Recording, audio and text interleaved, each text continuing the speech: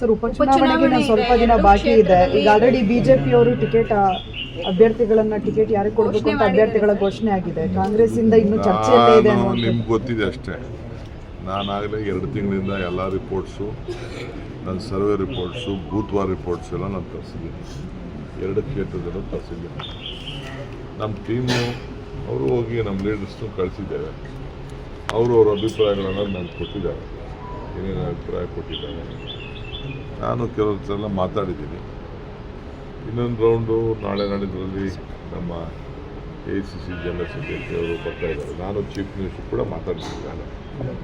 2 ಕ್ಷೇತ್ರ ಏನು ಮಾಡಬೇಕು ಅಂತೇಳಿ ನಾವು ಚರ್ಚೆ ಮಾಡಿದ್ದೀವಿ. ಅದನ್ನು ನಾನೆಲ್ಲ ಹೇಳೋಕ್ಕಾಗಲ್ಲ. ಅಲ್ಟಿಮೇಟ್ಲಿ ನಾವು ಒಂದು ಒಮ್ಮತದ ಅಭಿಪ್ರಾಯನ ಪಾರ್ಟಿ ಹಿತದೃಷ್ಟಿಯಿಂದ ಪಾರ್ಟಿ ಸೀಟ್ ಗೆಲ್ಲಬೇಕು. ಆ ಒಮ್ಮತದ ಅಭಿಪ್ರಾಯನ ನಾವು ಚೀಫ್ ಮಿನಿಸ್ಟರ್ ಸೇರಿ ನಮ್ಮ ಹೈಕಮಾಂಡ್ ಮುಂದೆ ಮಂಡಿಸ್ತೀವಿ, ರೆಕಮೆಂಡ್ ಮಾಡ್ತೀವಿ. ಆಮೇಲೆ ಅವ್ರು ಏನು ತೀರ್ಮಾನ ಮಾಡ್ತಾರೆ ಫೈನಲ್ AICC ಅಧ್ಯಕ್ಷರು, ಜನರಲ್ ಸೆಕ್ರೆಟರಿ ಅವರೆಲ್ಲ ಎಲೆಕ್ಷನ್ ಕಮಿಷನ್ ಆ ಪ್ರಕಾರ ಬಿಫಾರ್ಮ್ ಕುಟುಂಬಗಳಿಗೆ ಟಿಕೆಟ್ ಕೊಡ್ತೀರಾ ಅಂತ ಸರ್? ಕುಟುಂಬಗಳಿಗೆ ಟಿಕೆಟ್ ಕುಟುಂಬ ಪ್ರಶ್ನೆ ಇಲ್ಲಿ ಬರೋದಿಲ್ಲ. ಇದು ಕುಟುಂಬ ನಮಗೆ ಪಾರ್ಟಿ ಗೆಲ್ಲಬೇಕು. Party is important. ಪಾರ್ಟಿ ಏನು ಹೇಳ್ತದೆ ಆ ರೀತಿ ಪಾರ್ಟಿ ಗೆಲ್ಲಕ್ಕೆ ಏನು ಅಂತೇಳಿ.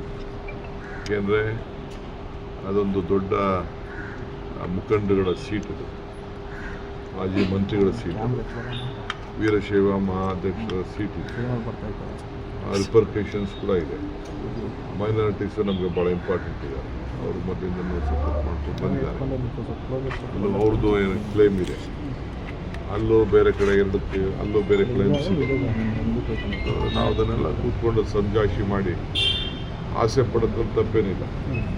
ಎಲ್ಲರೂ ಕೂಡಿಸ್ಕೊಂಡು ಮಾತಾಡಿ. ಈಗ ನಮ್ಮಲ್ಲಿ ಎಷ್ಟೋ ಜನಕ್ಕೆ ನಾವು ಅಕಾಮಡೇಟ್ ಮಾಡಿದ್ವಿ. ನಾವು ಯಾರು MLAಗಳು ಟಿಕೆಟ್ ಕೊಡಲಿಲ್ಲ ಲಾಸ್ಟ್ ಎಲೆಕ್ಷನಲ್ಲಿ. ಎಲ್ಲರೂ ಹೆಚ್ಚು ಕಮ್ಮಿ 70% ಮಾತು ಕೊಟ್ಟಿದ್ದು. ಅವರೆಲ್ಲ 10 ಬಂದಿದ್ದು. ಎಲ್ಲ ನಾವು ಅಕಾಮಡೇಟ್ ಮಾಡಿದ್ವಿ ಪೊಲಿಟಿಕಲಿ.